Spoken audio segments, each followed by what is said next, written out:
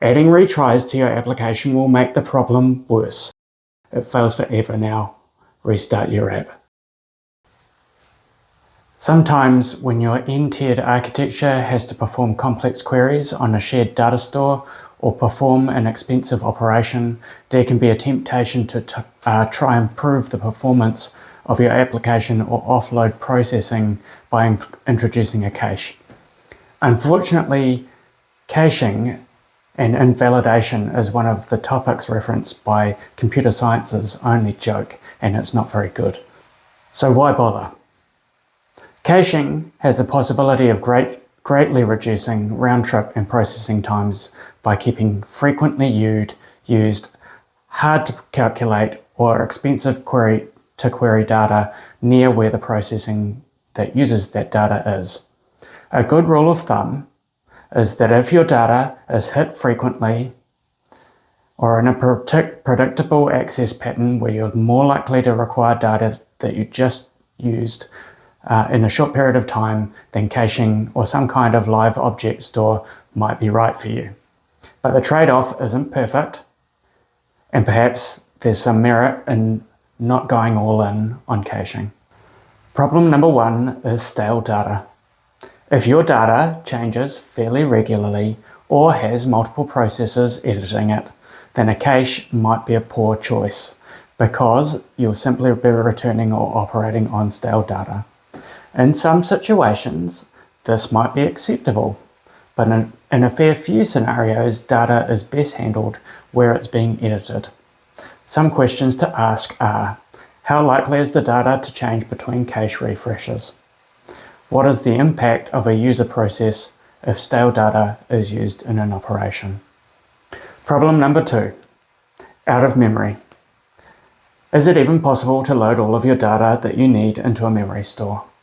You have to remember that there's a trade-off with caching, and that's that you're keeping the memory hot and not doing anything else with that memory in the meantime.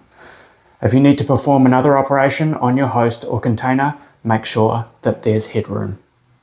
Fortunately, adding is a simple operation, so you should be able to figure out how much capacity a peak load will require. You do know what your peak load is.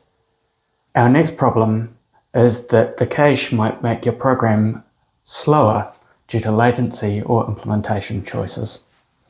If you're keeping your cache on a different node or not storing the cache data in memory, you might just end up adding a round trip and storage time to your cache instead of your actual workload.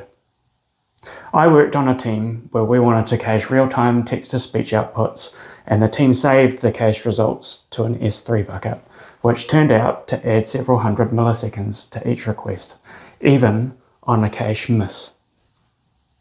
There were other considerations here, like that there was a cost for each rendering, but based on pure performance improvements, the results were dubious. The next problem is that your data store is offline. Your cache will only help if there's data to serve. Populating it means that you need to have availability at the point that you start it and while you're populating it. If there's no data in the cache for a particular row and the data store is inaccessible, can your application even tell? One of my peeves in the C# framework is a construct called a lazy. Lazy will return the value that it captured the first time a call is executed. This is great and it saves you the cost of calculating things twice. But if the call fails because of a transient error, too bad. It fails forever now. Restart your app. What's the next problem? What if your cache is unreachable? If you keep your cache on a different node and it goes offline, how do you know? Do you need to ping your cache nervously to ensure that it's online? Should you wait for a timeout? If you're lucky, you'll get a 404. What does this mean? Is the cache line empty? Couldn't find the host or container? DNS is out? There are some tricky edge cases to cover. The next problem is that your data lookups aren't your only bottleneck. If you have a complicated query pattern, there's a possibility that you also have some complicated processing to perform. If your requests require CPU to sort or sift through the rows of a cache, then you may need to calculate the cost of that at peak times. As an example, if you have 2 cores on a production container and a typical request keeps a core hot for 100 milliseconds, you can tolerate an average of 20 requests per second before you start introducing waits. What's your peak load? If you have more than 600 typical requests come in during a 30-second window, then you're going to start blowing your typical 30-second timeout and your users will start seeing errors.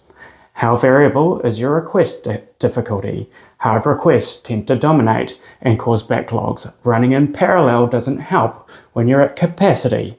Adding retries to your application will make the problem worse. You may need to be prepared to scale your processing for that workload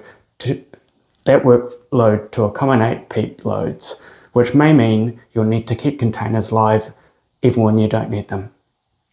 So to summarize, use caching when operations or data lookup is expensive and results or data don't change frequently. Assess the memory footprint of your cache and whether it's worth it.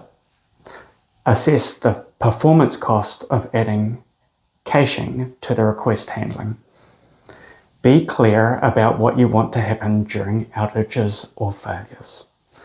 If you care about performance, you need to time it.